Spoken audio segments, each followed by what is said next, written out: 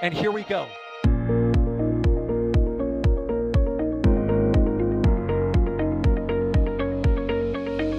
have liftoff. Propulsion continues to be nominal. R68 chamber pressure looks good. Following up. Roger, roger, Atlantis. Water towers fly! Yes! Echo down to nominal. Flighting downside FD off. Bring in FD off. Off.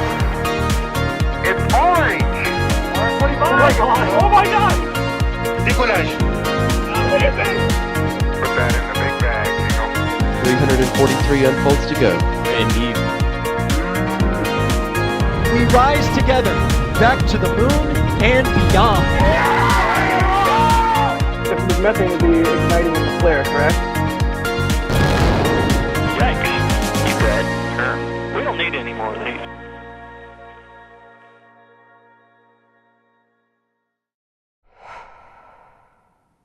Good afternoon, good morning, and good evening, wherever you are in the world. This is Lon Seidman here with NSF, and this is Countdown to Launch, our show that we launch right before we have some major Starship activity, namely the launch of a Starship. And there is one coming up very, very soon, and we're going to talk all about it today.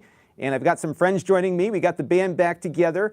First of all, actually, both of you are from across the pond. We have Adrian Biel here from Germany. How's it going out there today? It's going great. I mean, we are less than a week away, hopefully. We will get into that for a Starship launch here, and every sign points to an imminent launch here. We are just days away. We have a good Starship almost ready. So yeah, I mean, we are excited. That's why we are here. That's why we want to talk about it. That's right. We've got a lot to talk about. And, you know, as always, whenever we start talking, something happens down there. So our cameras will be monitoring everything live. And if something happens, we'll tell you about it and bring it to you. Also joining us from Spain is Alex Romero. How you doing, Alex? No, I'm doing well. I'm doing fantastic. I was kind of muted there for a second. Yeah, it's kind of crazy. We're like, what? Hang on, 110 hours, 56 minutes. Yeah, you have the countdown. Yeah, somewhere that way, you have a countdown to that launch because we're counting down to the launch. We are indeed waiting for that. We'll talk about things that we're also expecting in the way, but definitely very exciting that we are finally again preparing for another Starship launch. And, you know, we're preparing for this launch much sooner to the launch of the prior one, right? Because the first one, what was about 9 months between Flight 1 and Flight 2. Now we're looking at maybe 4 and change here. So the cadence is starting to pick up a little bit. Adrian, would you say that it's probably because they have less of a launch pad to reconstruct after this prior launch? Or was it because the last one was more successful, or both? I think there's several factors we have to talk about here why this is going faster. Of course, the launch pad and the major rework of the launch pad being part of it, because in the end that not only triggered some hardware work that SpaceX had to do with the configuration of the water deluge system, but it also triggered a lot of regulatory work with the Fish and Wildlife Service. We had all of that, and you remember that, the whole Fish and Wildlife right. Discussion we had. That was a fun one. So that was all the things going on between Flight 1 and Flight 2. And as we kind of already saw right after Flight 2, the pad was in a very good shape. They more used the time to actually perform upgrades on it, where we probably will go talk about later a bit more in detail. But we are looking more on upgrades on the tank farm. We are looking at upgrades on the overall process.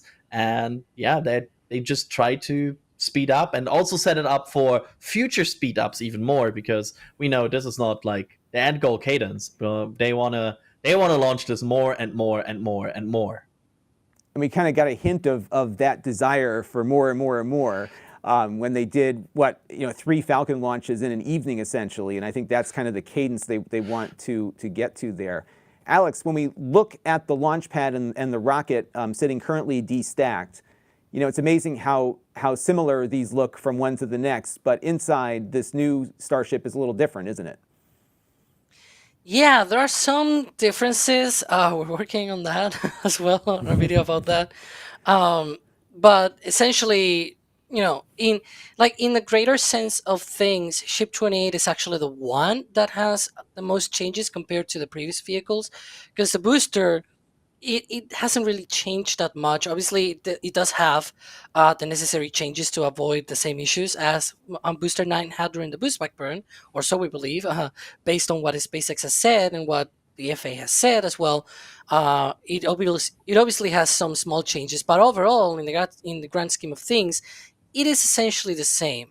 Um, the only major difference that I will point out, for example, for Booster 10, is that the common dome, the dome that separates the both tanks of the vehicle, now it's the elliptical dome version that they had. Essentially, it's like a flatter shape instead of more like a bowl-y kind of shape. I don't know how to explain it, but it's essentially more flat than the previous design that they had, and that's the only dome that has changed so far. I haven't seen any, like the aft dome is still the same, the forward dome is the same.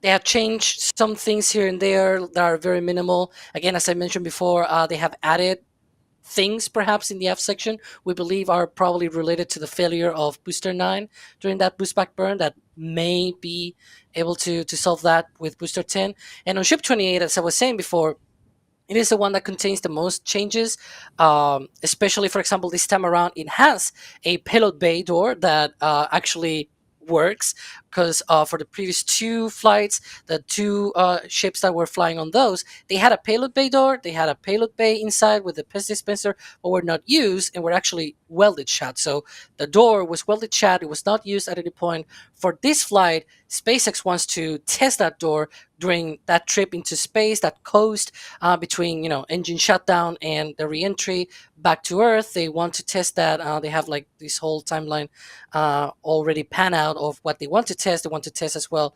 transitioning, basically moving fluids from the header tanks down to the main tanks. They also have an in-space burn of the Raptor engine. So they have a lot of things to demonstrate. And so the ship is the one that actually contains a lot of the differences. It has structural improvements as well. Some vents have been moved around.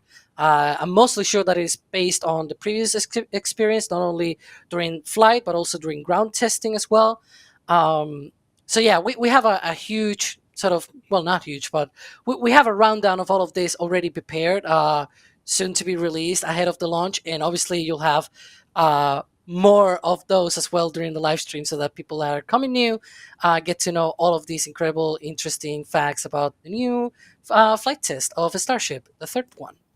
So it sounds like a lot more operational things going on in there. And if I'm not mistaken, this might be the first payload bay door opening since the space shuttle program, perhaps, Adrian. Am I right about that?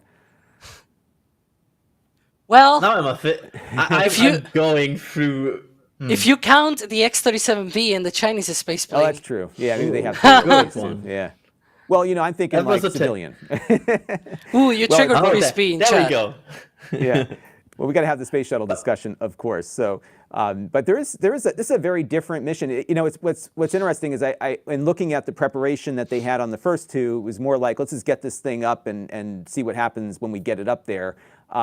Now it seems like there's more confidence that they're going to be able to get it to a place where they can do some of this operational testing. Adrian, this is a very different mission, isn't it?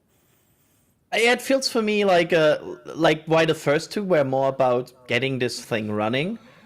This third one feels more about getting it potentially ready to launch any payload, because we see the demonstration of the payload door. We see the demonstration of a potential deorbit or in-space burn. We see things that you really need to verify before potentially launching Starlinks. I think we all expect the Starlinks to be the first payload on this. Right. So yeah, they're getting ready to really cross these final check marks, and I don't see Starlinks. Maybe not on the next flight, but potentially very, very soon. I think they're really coming close to this point. And of course, we also saw a huge focus on the thermal protection system. We saw them really inspecting every single tile, checking every single one, making sure they are really up there. I really think they wanna get this data. They really want to get into this phase of the flight where the system's actually tested, and get some data to verify or unverify their so far modus of operations. There we can see like these white marks there. These is like they checked every single tile, and there's for example one worker here replacing another one, and you can see him then checking it, and then shortly after he writes okay on it. There you go. Yeah. So There's a it's big X on that one. That one's coming out, it looks like. yeah, that was marked. Yeah, that's the and one that- once it's marked, yeah, they go away. Yep. Yep. Interesting. And it kind of looks I like how he does the guy that did the my usual bathroom thing. tile. Yeah. It's pretty much like that. And that's I guess one of the differences with Ship 25. If you look at here, hang on. There we go. If you look here at this picture, you can see Ship 25 had a lot of missing tiles. And there we go. Thanks. If you look here, you see a lot of missing tiles on Ship 25. This was because the tiles on Ship 25, they were not really taken care of. They essentially, covered some of the ones that were falling off during ground testing and ground movements and things like that, but they didn't really do what Adrian was talking about here about doing testing of each of the tiles and trying to do basically suction cups against the tiles and trying to pull them out. Those things, they didn't do that with Ship 25. Now Ship 28 and potentially also Ship 29. I really haven't seen if they have done it with Ship 29, but I'm assuming that by now they'll have probably already tested a bunch of those tiles on 29 as well. Ship 28 had that done twice. So they've done it when it was being processed on the high bay, and now as well. Like that was when it was in the high bay, it was like 2 months ago. And now again, they have done that again to be able to make sure that these tiles are ready to go and they are indeed all well and properly checked. That was not a thing on Ship 25. And I will mention as well, this is the moment to check the tiles. It is not during flight, right? This, finding out that your tiles don't work in this orientation, this position, and in this moment in flight, that is not good. 110 hours before the flight, that's the moment. Or maybe a little bit earlier, to be fair, but yeah, 110 hours is probably too close for comfort, but yeah. And it strikes me, Alex, that this is going to be, when you talk about rapid reusability, this is probably going to be the biggest impediment to that, because it looks to me where you've got this guy on a forklift essentially changing out individual tiles one at a time. I would imagine when they put them on, it's the same process where people have to attach them manually.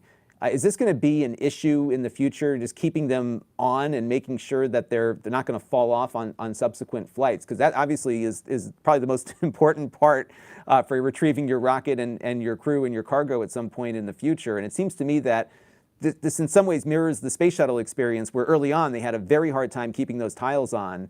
And I remember taking a tour of one of the buildings where they were prepping the operationals building, where they were prepping the space shuttle for flight, where they had people that had to stick a needle into every single tile to put waterproofing material in to prevent the kinds of conditions that led to tiles popping off. Have they improved this process at all for Starship to make this more efficient? We really don't know, because unfortunately they haven't got to the point of actually reusing a Starship, let alone re-entering through the atmosphere, right? So we don't know what the refurbishment process will entail, but I'm assuming that, unlike the shuttle, they can use a lot of these ships uncrewed, and therefore they can take more risks and find out essentially how little work they need. And optimize a lot of these things, because the problem with the shuttle is that if you wanted to optimize something, you had to crew rate it. It needed to be totally safe for flight, right? Whereas with a Starship, they can toy a bit with it because it's not going to carry crew until very, very late into its development, right?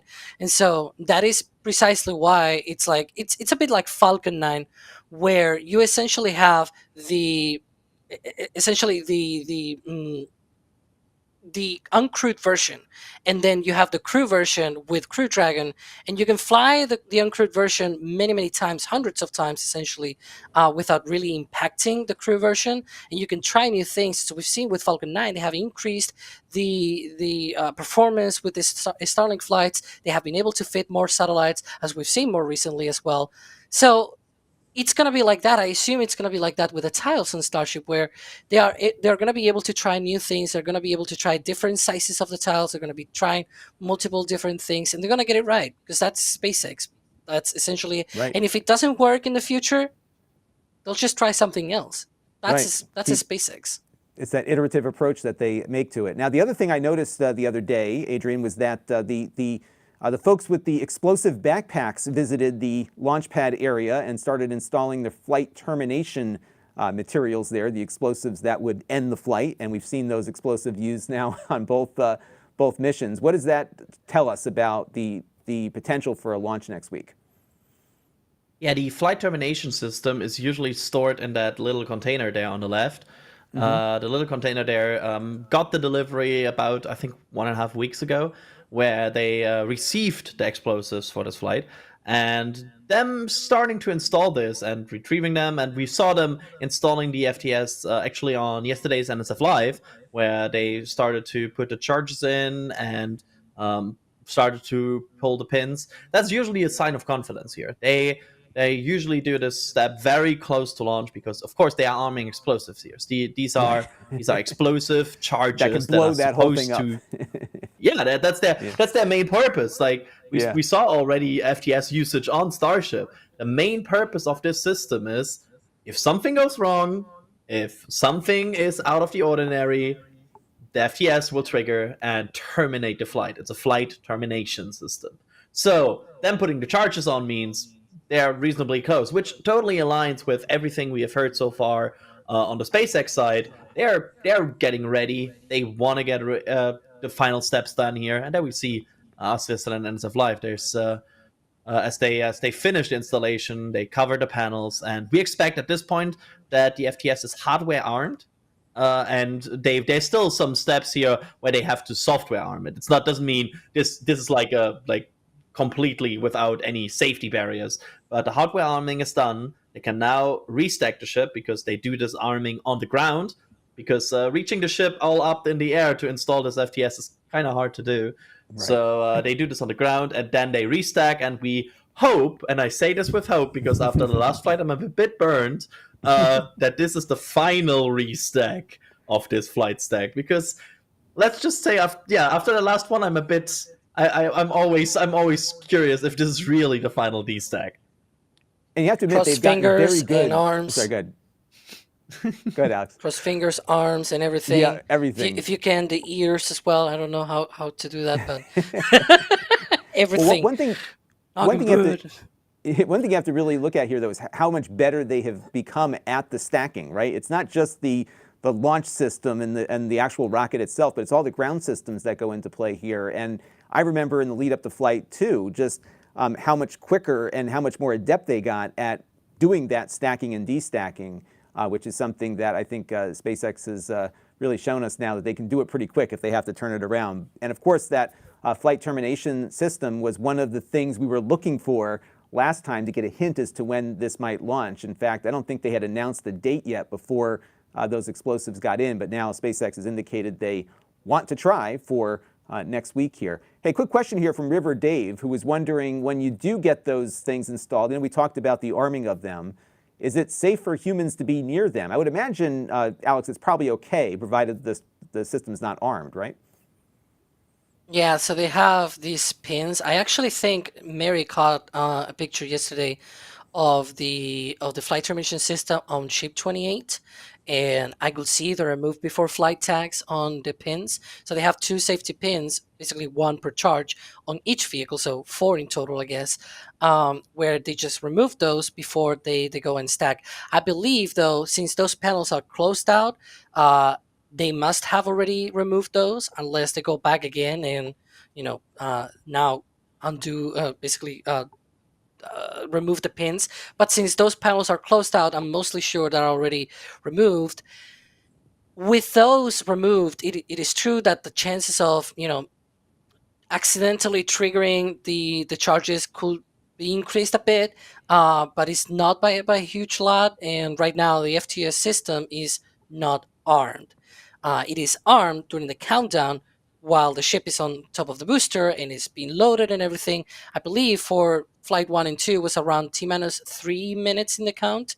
So essentially, they send a electronic signal through the QD where it says, "Hey, now up from this point, if something goes bad, you activate." And so that is sort of the electronic signal that goes through it. And we usually hear through the comms net, FTS is ready for flight or something like that. And that's what it means. It's already in listening mode, so to speak. It's ready to be triggered whenever it's necessary. That is about T minus 3 minutes, T minus 5 minutes in the count. So right now, the charges are there. There's some small chance of them being accidentally triggered, but that's why they take all of these precautions when they work through these vehicles and when they work near these vehicles, because either way, you gotta be delicate with these vehicles, right? They're gonna be flying into space. They're gonna be subject to forces. Let's not put more forces onto them, please. Yes, absolutely. Got to play it safe here. And of course, these are all experimental at the moment, as SpaceX is still trying to get the design just right for the launch component here. Adrian, anything else on the hardware we should be talking about before we thank some supporters and then move on to the mission and the regulatory issues here?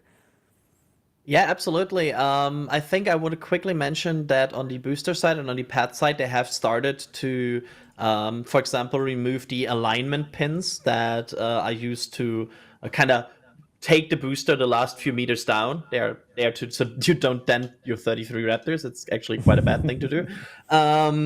So they have taken out these. We have seen them removing that part. That's always a good sign, because once they remove them, that means the booster is not supposed to leave the pad anymore, unless for flight.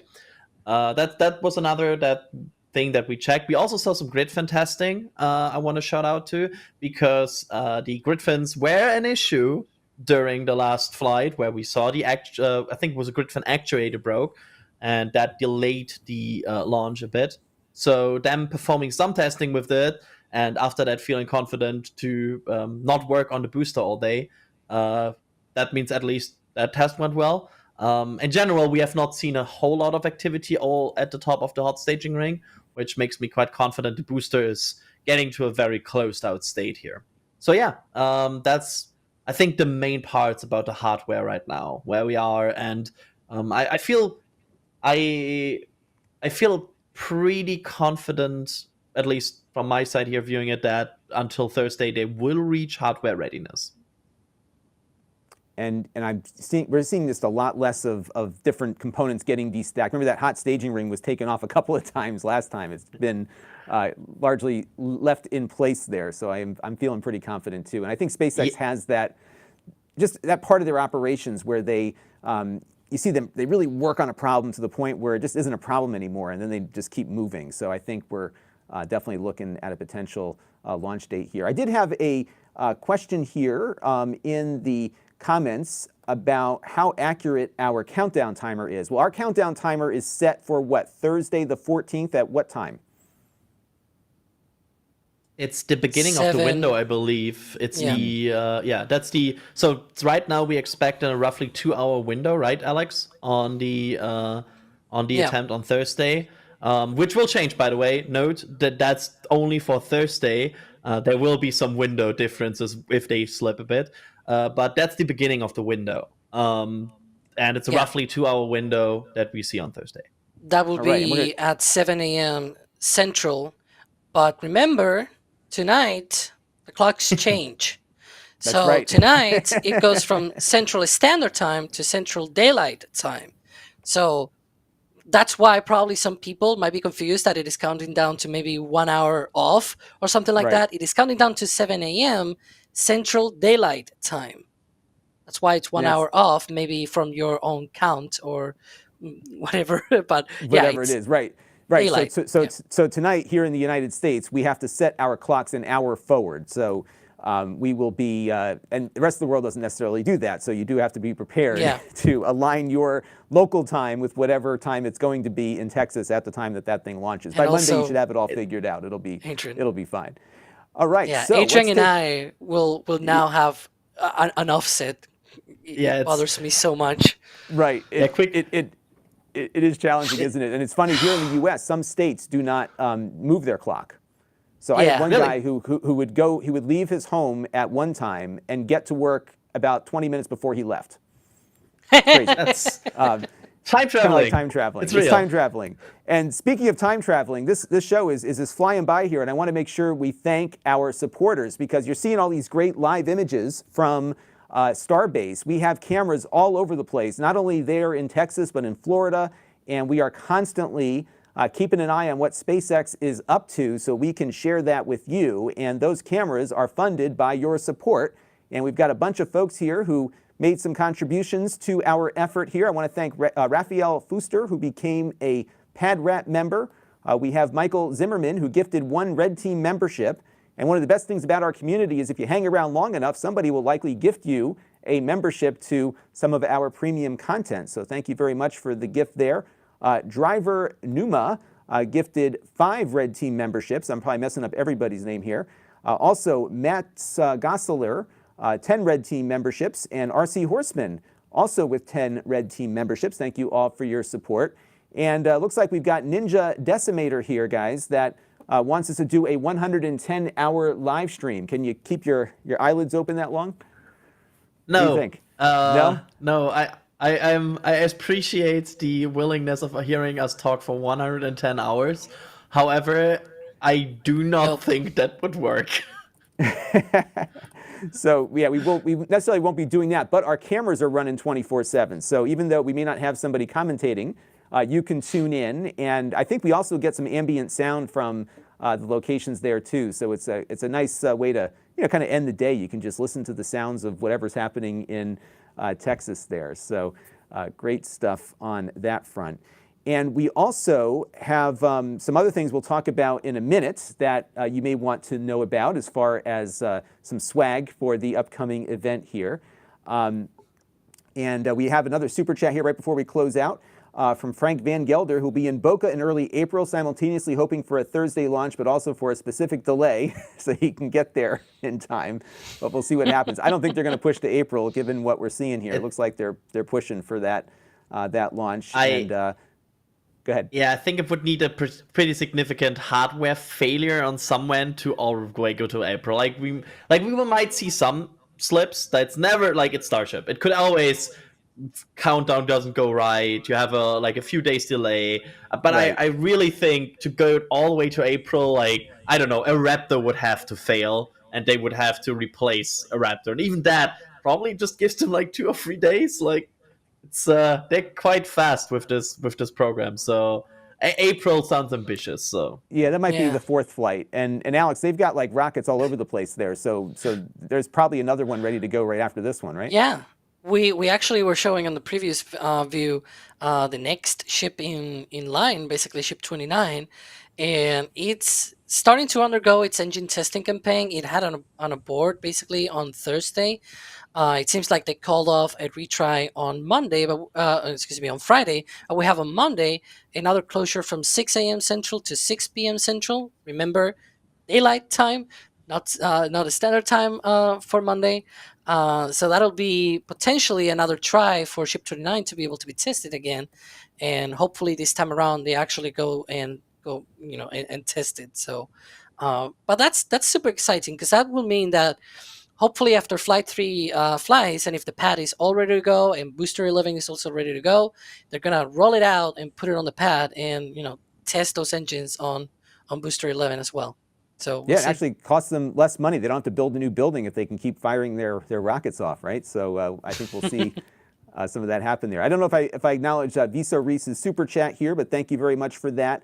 And I did want to move into some of the regulatory questions here. And we'll start off with a question we got from Juan Lambers, who wants to know, is there any information regarding the NASA planes being booked for the launch that we know of? Because NASA does fly a plane that observes the launches from Boca Chica because they want to see what's going to happen here for upcoming moon missions. We haven't heard about that yet, Adrian or Alex, have we? So the WB... Go ahead. No, go. The WB-57, so there is an imagery support on the 14th, which is an imagery support placeholder.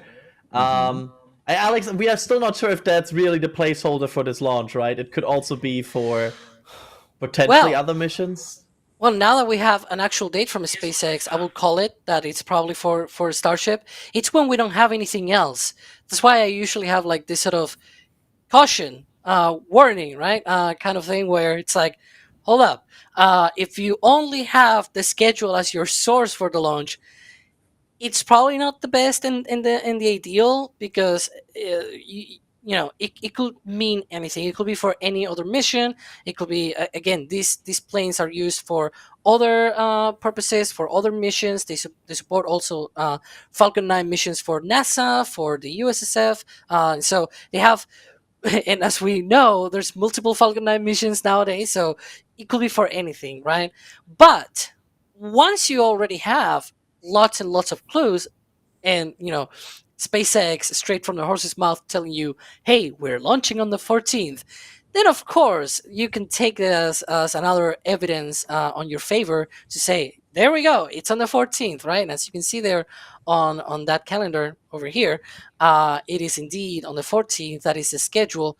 But if it were to change, usually that schedule is not really that well updated. Like, for example, for flight 2, 2 days ahead of the launch, it didn't say the 18th was going to be a support day. But if you go back to November now on that schedule, it shows 17 and 18 for Starship. And I'm like, yeah, right now it says that.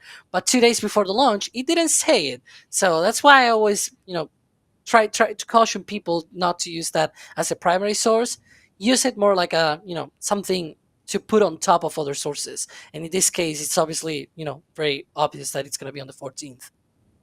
And on that note, let's take a question here from Aaron's Drone Services, who wants to know, when can we expect the launch license to be updated? Because ultimately, that's the last thing they need to get this thing off the ground. And I know we have the race to regulatory readiness in our show notes here, and it looks like the only three things left, are the FAA launch license, the temporary flight restriction from the United States government, and the evacuation notice for the folks that live nearby there. I know, Adrian, we tried to reach out to the FAA to get some ideas to when we're going up here. What do they say? Or nothing?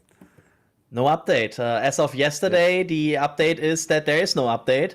So that's the situation right now. Right now, the launch license doesn't allow SpaceX to fly on Thursday. That's just how it is, status quo. If you go right now to the launch license, look at it. It has a paragraph in there that this launch license is only valid until the second flight of Starship, and they would need a modification. That is, I think, modification 2. That would basically add. They can now add this to the third or fourth flight, and that's what we are still waiting for. As of now, that has not been given. There's no clear yet, and the FAA usually doesn't like somebody peeking into their cards of where they are in this process.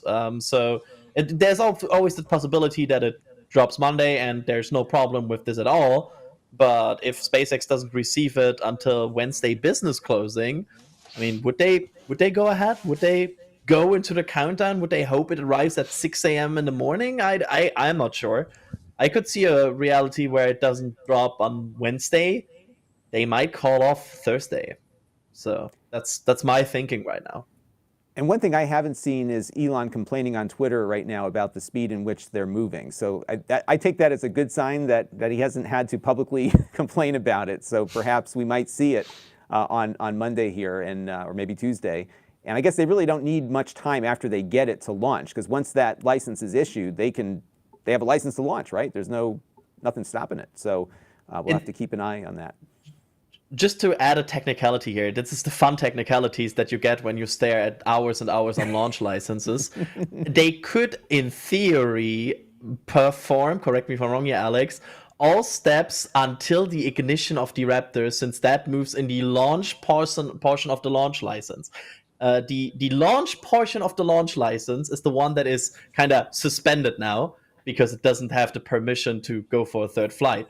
The preparation for launch part of the launch license would be still valid. So they could go with like evacuation, they could perform a countdown, and right at the moment where they ignite the 33 Raptor engines, that's the moment where they would need the launch license to be modified. So technically, they could get it at T-5 seconds, or T-minus 6 seconds and be like, oh, that's fine. We got it. But Yeah. there's probably some Yeah, they're going to give them other. They don't want to, probably. right. Yeah, right. I when think you they'll look give at them enough time. when you look at the paperwork, the restrictions for Flight 2 only apply to the flight, as Adrian was saying. So everything that is pre-flight is technically still valid, because again, the restriction, it says basically it has pre-flight and flight, right? So it defines pre-flight operations, and then it defines flight operations, and then on the conditions, it only restricts to the second flight on the launch itself, on the flight itself, not the pre-launch operations. And so that includes, as Adrian was saying, everything from the countdown.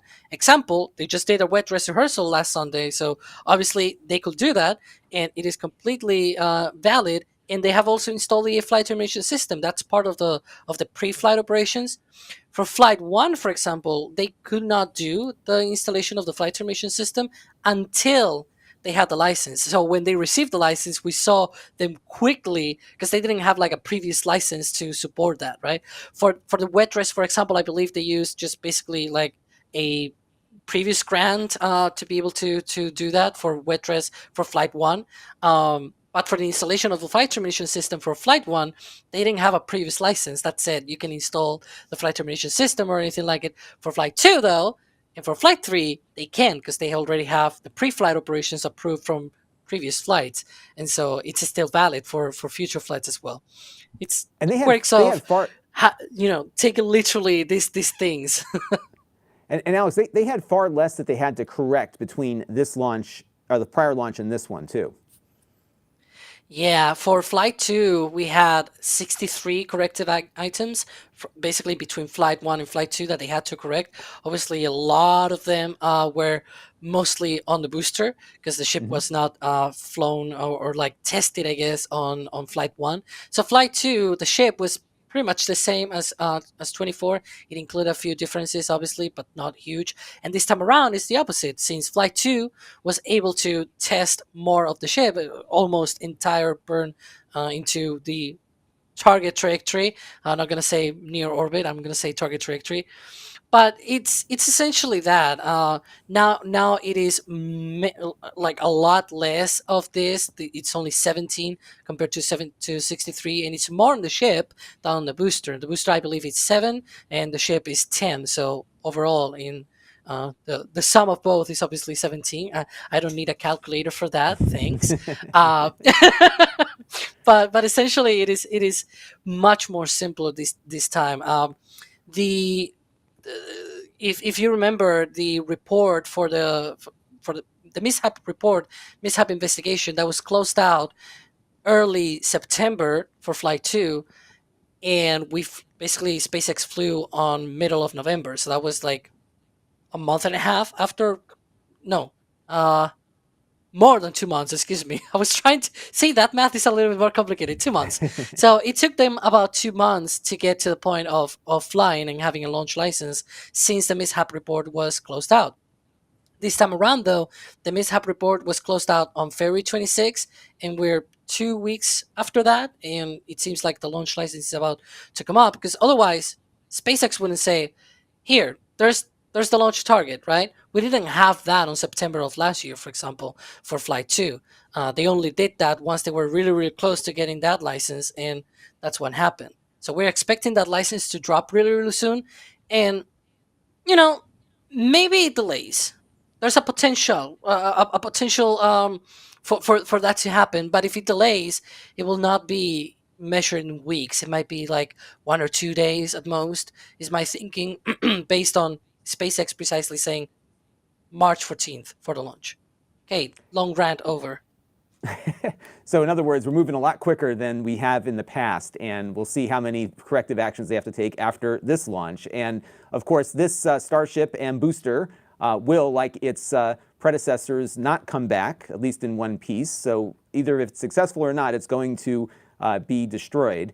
But it's taking a different trajectory. And I wanted to take a question here from Mock Space. Will this be a full orbit or just a re-entry? I know, Alex, you were working on a map. I don't know if we're ready for that or not, but you want to talk a little bit about the trajectory and how this mission is differing from the prior ones? Because I don't think we're going to Hawaii this time, are we? Yeah, so the ascent portion, you can see there, I haven't actually had the chance of preparing the other part with the reentry, but essentially the ascent portion is going to be the same pretty much. The Gulf of Mexico is littered with all of those notices that you can see there on that map. Some of them are notice to mariners, some of them are uh, notice to air missions and things like that. So it's a bit mix and match there.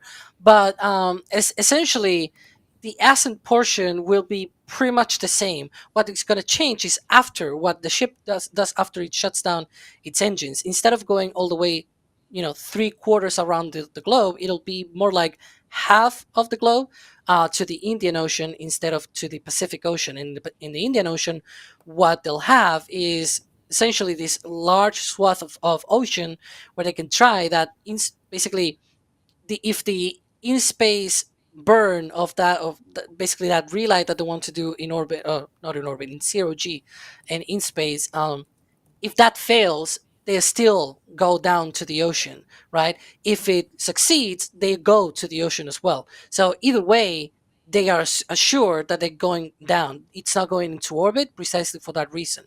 But that in-space burn will enable them to know whether in the future they'll have assured the orbit of a starship. Because if you think about it, having this mega massive 100-ton plus spaceship in orbit and then letting it re-enter through just the drag of the atmosphere, that is going to be a lot of potential mass that goes through re-entry. Essentially, like it's made to survive re-entry, right? Even if it tumbles and things like that, there's a good chance that big chunks of that ship will re-enter and reach the ground. So obviously they need to ensure that a starship is not going to become space junk and later on down the line a potential hazard to the ground. And so that sort of almost orbital trajectory where it just re-enters back after half a lap around the Earth. So Adrian, not going as far as it would have on flight 1 or 2. Yeah, absolutely. It's a bit of a shorter phase, but of course we still hope that they get there, which would still be the longest phase they ever achieved so far because they didn't get there. I mean, it's good that they're taking precautions here and making sure that the current profile. I do not think there's something they will learn on this or like would learn on Hawaii that they would learn on this. So it's like, if you can make it shorter, you can make sure it's in a more safe area, maybe splashing down, or all of these kind of factors. I mean, why not? They can take these steps, so let's take these steps and make sure it's safe. And I suppose too, Adrian, if you get it up there, and let's take the Hawaii trip for example. For the most part, it's coasting, right? I mean, you're not burning the whole time. So if to Alex's point, when you get it to a certain orbital altitude, if you will, it's working whether you go that far or not. And if you can, do some controlled reentry, that might be of interest. And a question here from Archie Rush, Adrian. I don't know if you don't know the answer to this one. Assuming the flight goes perfectly, what part of flight would you most be excited to see? Do you think we'll see or be able to see the controlled reentry into the ocean?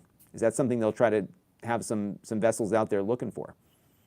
I would be very surprised if there's no assets whatsoever tracking this, because I feel like SpaceX really wants footage of this, because the whole point of this is getting an understanding of how the heat shield performs. The best way you can do that is get somehow anything on it. Of course, that's going to be rather difficult because it's in the Indian Ocean and they probably have some assets out there somewhere. The other question here is, will we see it? Because there's always a difference between them having footage. Yeah, but especially with the heat shield, I could expect them be kind of a bit more on the, we don't really want to show you this site. And we might end up in a situation where we get some views. On board, I think would be rather difficult because that's like in the whole plasma outage kind of phase of the flight, which as soon as there's plasma forming on the ship, that's not going to be great for receiving on board. It's gonna be quite difficult. I think we will get updates from them. I think the webcast and everything will go on there. They will update us. They will show some sort of animation, some sort of trajectory and data they have, I think the views might be a bit limited. And we'll probably get one of those Twitter videos about a couple days afterward with a few choice shots, so to kind of get us interested in future missions there.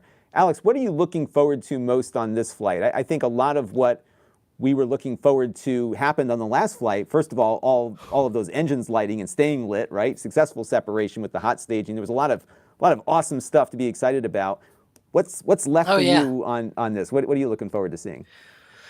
Boy, I hope we get to see a successful boost back burn of the booster, and essentially, I really hope we get to see it using the grid fins and trying to go back through the atmosphere. I don't know if it'll be able to survive that, because it'll be the first time a booster has gone through that, but either way, it will still be cool to see it try, right? And also, I'm guessing the ship as well, trying to, whatever we can see, whatever SpaceX lets us see of that coast in space, and basically that flap cam looking back at the rest of the vehicle and looking down on Earth. That will be really, really cool to see that. We hopefully, crossing our fingers, we get that. This time around, they have improved Starlink connectivity because they have 4 antennas instead of 1 that they had on the previous 2 vehicles. So hopefully we get a better signal this time around. I believe most of the sort of internal engineering feeds that they had were downloaded essentially through the same sort of ground links that they have for telemetry. But the sort of happy views from the booster and the ship, that was something that it was probably through Starlink, and this is very experimental using it on Starship. So those things fail still because it's very experimental. This is the third launch of a Starship using Starlink. Things will fail, and hopefully the main part of the mission, getting the rocket to where they want it to go, will be successful this go around. They got real close last time, and I think we have some news that just came in here, Alex, about FAA operation plan advisories being issued. What do you got? Yeah, this is basically the planning that the ATC has to be able to be alert and know when future operations will happen. You can see there the Starlink launch from Vandenberg that is coming up in a couple of days, and obviously you can see there as well Starship, because obviously they need to prepare for all of these launches. Previously they had the Strato launch flight, which I believe has already happened today, so congratulations to Strato launch. I've seen some already good news out there on the Twitterverse, I guess. But yeah, really, really exciting, and that's another thing, I guess. It's not a NOTAM or a license or anything, but it's like a nice thing to see in these sort of plannings that they have for the FAA ATC, basically air traffic control, to be able to plan around this. It's like, we're getting close. Now they're starting to plan ahead. It Even doesn't if we mean don't have again, a license, if we don't have a license here, but at least they're telling the air traffic controllers, hey, we're letting you know this is likely going to happen. Right. Exactly. So, be mindful that it's going to happen.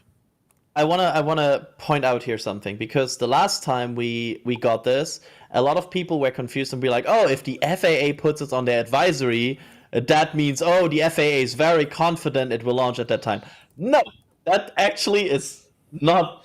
We saw this on the advisory way before this whole way before the second flight happened, because if you remember, we had this brief moment in the second flight where all of the regulatory things appeared. We had like, oh, suddenly there was an advisory, there was notices, everything was going well, and then it slipped for 2 weeks. So no, that doesn't mean anything is imminent.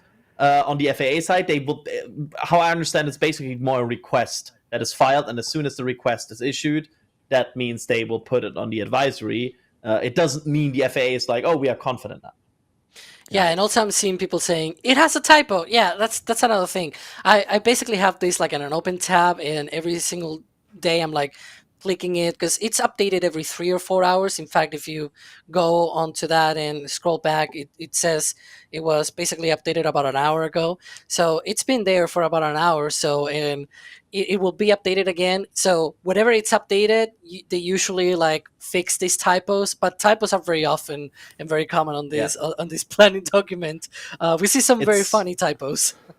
It's basically, just to finish this quickly, it's more note document they do while they do have this advisory panel. They basically type this down in a quick call. There's even like notings of when's the next webinar where they call in, and there you can see it at the bottom, like next planning webinar. And this document now, however, is something very good for us to have, because it's a good thing to see when there might be some issue.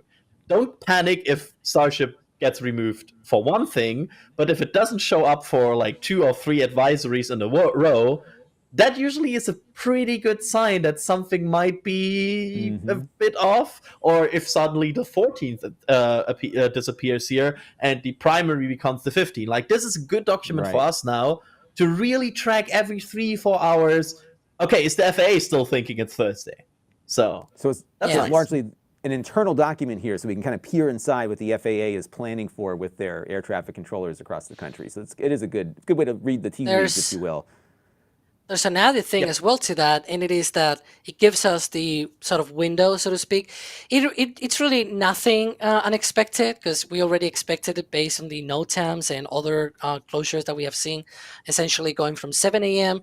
It says there to 14:31 Zulu, that will be 9:31 a.m. Central.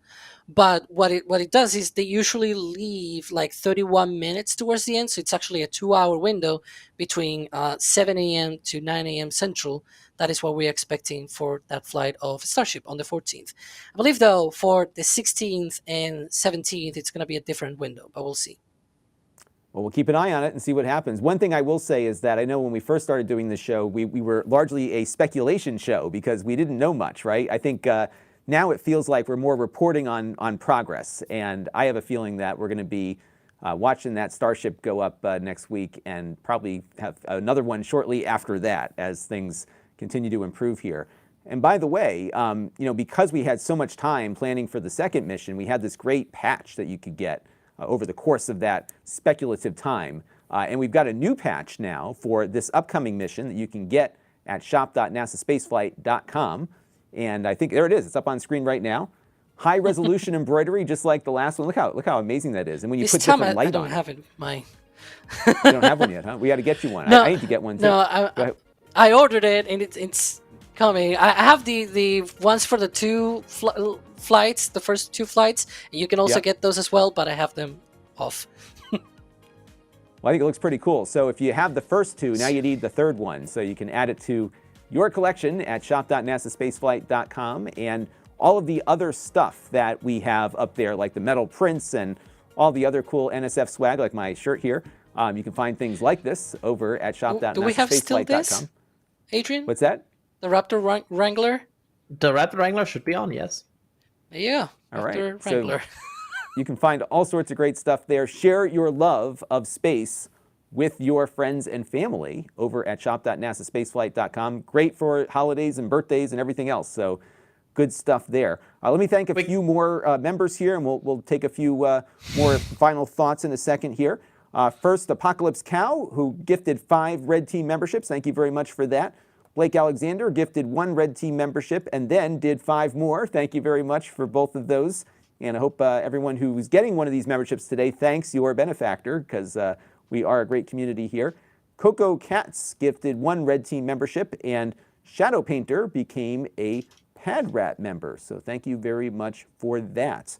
So let me ask a speculative question here. Maybe I'll start with Adrian from Radio, who wants to know if the booster performs perfectly and softly lands on water with a Starship there, do you think SpaceX may attempt to catch one of these things on Flight 4? Are we there yet or not yet?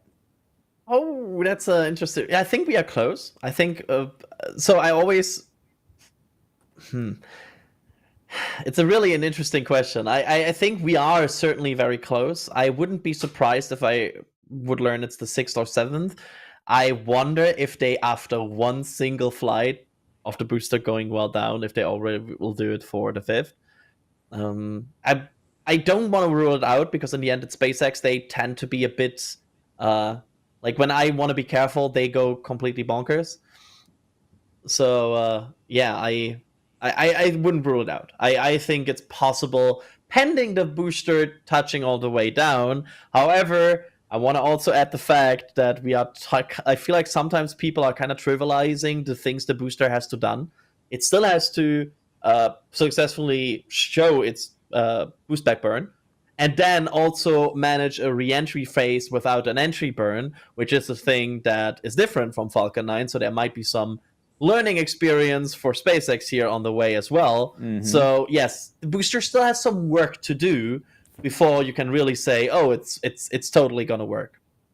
And Alex, that was a good a point that Adrian raised here, because there's been some issue with fuel sloshing and all the movement around that the booster does on the way back down, and that actually is related to a question here from JS Web Productions, who was wondering how many, all these different flips that this rocket has to go through. That's been a big problem, is not having the fuel in a place where you could pump it to the engines, right? Yeah, it is. It is complicated. Obviously, it is something that we already see on Falcon 9, but Falcon 9, it is a completely different kind of rocket, and it is essentially, how to put it this way, it has potentially more complicated ways of keeping things in check, I guess. Whereas, in the case of a Starship, you kind of have to have a bit more care. Like if you put a lot of sloshing baffles and things like that, if you have all of that, you add a lot of the dry mass. It's a big vehicle, so adding a lot of dry mass very quickly becomes very easy to do, in the sense that since it's big, adding a lot of mass to it is such an easy thing to do. Like if your material for the vehicle is like 0.5 millimeter thicker, then it becomes so much heavier. Like it's very easy for these boosters to get very, very heavy very quickly, and so you really need to be very careful. And I'm mostly sure that was probably the reason why they already had baffles, by the way. It's not that they didn't have it, but it seems like it was just not enough. And whatever they have added, we don't really know what it looks like, because we haven't had a chance of looking into the tanks of booster 10. But obviously, they must have done something to avoid a lot of the issues that we saw on that flight. And obviously, they also had that blockage on the filter as well. That was, or they think that was the root cause of the issue. So if that is also improved, we haven't really been able to see it because it's internal to the vehicle, and so there's not really a way to look at it. Sadly, I would love to have some in-depth explanation on all of this by SpaceX, but sometimes that's sometimes you can't get it all right. We have to maybe hope that they accidentally show us the inside of that tank like they do every once in a while to see what's going on in there. I had a great interview earlier this week with the Vice President of Development for the Vulcan rocket from our friends at ULA, and one of the things he said was, look, you can simulate all this stuff as much as you want, but when you get into flight, that's when everything changes, because sometimes what you experience in reality is just something you can't simulate, and it seems like that might be an area where SpaceX has to figure out things just by getting that booster up that high and putting it through all of the different forces that it has to experience to get that fuel sloshing down to a point where they can get those engines relit successfully there. And I bet you that's one of those things. Before we close out here, let me ask you to predictions, Adrian. What do you think is going to happen here? Are we going to see a successful launch all the way through this time? Because it looks like they got a lot further on the second launch, right? I think, and oh god, this is one of these moments where people will get mad at me. Well, the good news is we're going to do a bunch of these shows, so you can come back and revise as we go. Yeah, I can always I should probably give every possible prediction down the line and every show I'm on, so I can always say, see, I said it. Right. Yeah, I think Booster's gonna have some issues during re-entry, and they will either fail during re-entry, or they will not be able to relight the Raptors after re-entry. I think there's still some work there to do. And I think the ship will experience some issues during re-entry. I think it will reach re-entry over the Indian Ocean. However, I think there will be some issues with the tiling, with the heat shield protection system, and there will be some problems that they have to figure out with the system. That's my prediction. All right, Alex, what do you think? I don't know if we have our fight bell or Oh not. boy, I hope Kevin's that not at running least the we board see. I hope that at least we see again. Hang on, here.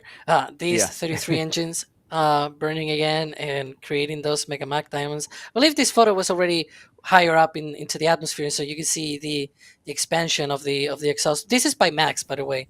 I changed my, well, not myself. The operators changed that at my request because it looks cool. It's cool. So I was like, yeah, you can see here. Hang on. There we go. You can see there some of the trails from the flaps as it basically pushes through the atmosphere. It's a cool picture. I really hope we get to see this again. But obviously, as Adrian said, I'm hoping to see at least the booster perform its boost back burn. I'm more skeptical, not skeptical, I guess, but I give it lower chances of succeeding on the re-entry because it's hard. But I definitely hope we see it either ways. Obviously, I hope for the 100% success, obviously, but I also think that the more realistic outcome will be that we're gonna have that booster perhaps having a little bit of an issue during the re-entry, and obviously the ship as well. It might actually have some issues during that re-entry. One thing that I've always said, though, especially more recently as well, is that since the big heating during reentries towards the end of the reentry, there's a good chance that they can collect a lot of the data through the reentry and how the flaps, actuate during the reentry and things like that. I really, really hope we get to see some of that footage and they release some of the data because it has a good chance of at least surviving for a good amount of that reentry. It takes about 7-8 minutes to go through the entry, so it's going to be a lot of time that they are able to collect data. And it will be a while, but I think we're going to see my prediction is, I think they're going to have some issues towards the latter part of the launch cadence or the launch process here, but I think they're going to get a lot of what they want to get accomplished done, and I think we're going to see a very rapid turnaround to Flight 4. So we will see what happens maybe by Thursday, the 14th, if I'm not mistaken. So we will be coming back, doing this show regularly now over the next couple of days as we run up to launch time to give you all the news about what's going on with preparation for this flight. And I want to thank you both for providing such awesome insight into what's going on. I always learn something when I come on with both of you there, so I really appreciate everything you all are doing. I really want to also thank everyone who's been watching and contributing to the channel as well, because all of that makes all of this possible. We are a real active community of space enthusiasts, so I want to thank you all for tuning in. Also want to give a thank you to Jay Keegan and Carson Phillips behind the scenes today, making everything work, getting all those clips put together there. You can also learn more about our membership programs up on screen here, so you can see what you can get for becoming a member of the channel. So anything else to add here before we close out, gentlemen? I want to add the slight caveat to the coming shows Monday to whenever the launch happens, with the fact that we also have potential Ship 29 testing next week, which could always fall into slot where we would do countdown to launch. Right. So we will always adjust based on that, because SpaceX decided to give us free road closures from Monday to Wednesday, where we'll have to see what happens exactly. Part of me really hopes right now that SpaceX decides to move Ship 29 testing maybe after the launch, like push it just a bit here. Like it's right. no big deal to SpaceX, really. Hopefully, I was saying before that it'll probably turn into a sort of countdown to test instead, because we're gonna have to do those test streams with Ship 29 during countdown to launch, and that's not going to be good. But also, I hope it launches next week, because this beer just it it's itching. So It gets I haven't itchy after a while. I haven't shaved since the last flight of a Starship, since this thing flew. Oh my goodness. This thing. There we go. So hopefully next time around I'm able to shave, and we'll see. I have I a wanna quickly shout out here for the fact that I also didn't shave since the last launch, and there's some person here really winning the contest, and I just want to know it's not me. So there's a difference here. I have Well, I will, sort of I will gift you all some shaving cream and some razors, hopefully for Thursday. Yeah,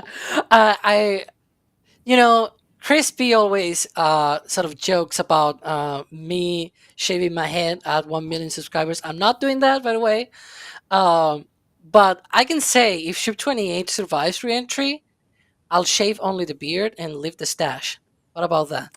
All right. Well, you know what we could do? I was just watching something from the ISS where the astronauts were giving each other haircuts with what is essentially an on-orbit Flowbee that connects to a vacuum. So maybe we'll have an astronaut come and do everybody's hair. That might be a fun way to get some more memberships going. So we'll put that on the to-do list here. But that's going to do it for this show.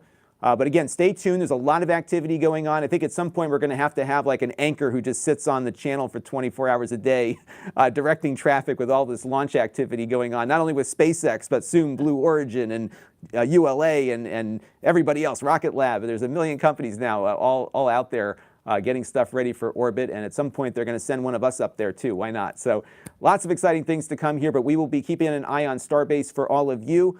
Before we close out here, a big thank you to Michael for the super chat, and I see a bunch of store messages in here as well for people picking up their mission patches. So again, shop.nasaspaceflight.com, and thank you all for watching this edition of Countdown to Launch, and we'll be back again very soon, so set those notifications to know when we are coming back on again. That will do it for now. On behalf of NSF and my co-hosts here, thank you all for watching.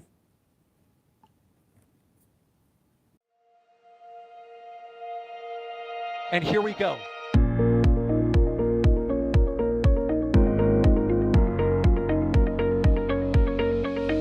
have liftoff. Propulsion continues to be nominal. Our 68 chamber pressure looks good. Traveling up. Roger, roll, Atlantis. Water towers fly! Yes! Echo down to nominal. Fighting downside of speed off. Bring in SPD off. Off. It's orange! Orange 25! Oh my god! Oh my god! Decollage.